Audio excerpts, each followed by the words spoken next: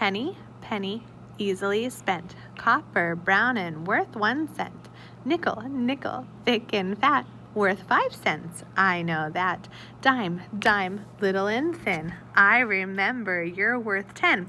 Quarter, quarter, big and bold. You're worth 25, I'm told. Hey guys, let's continue practicing some money together today. All right, let's practice with this problem. Ben buys a notebook that costs $3.77. He uses $5 to pay for the notebook. What is a group of money that Ben could get for his change? So we can use the strategy to count up from the cost to the amount paid.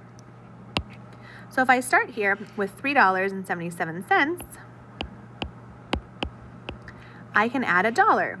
And my goal is to get to $5, right, friends?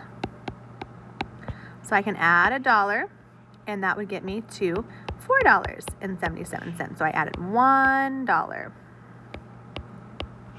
Okay, but I'm not done because I'm going up to $5, right? And so now what can I do? If I add a quarter, it would be too much, but I could add some dimes for $4.77, $4.87, and I can add another dime to get me $4.97. I'm so close, guys. And then how many pennies would I need to get from $4.97 to $5? You got it, just 3 more cents. And so if I would add up $1 plus my 2 dimes plus my 3 pennies, I would get $1, 10, 23. $1.23 would be my change, okay? And so I could use that with $1 bill.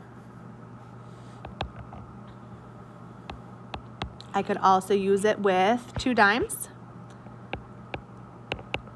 And I could also use 3 pennies. So this could be what Ben's change looks like. All right, friends, go ahead and take a look at this for homework tonight and do the very best you can. We're going to continue practicing story problems just like this more tomorrow. Great job, friends, listening.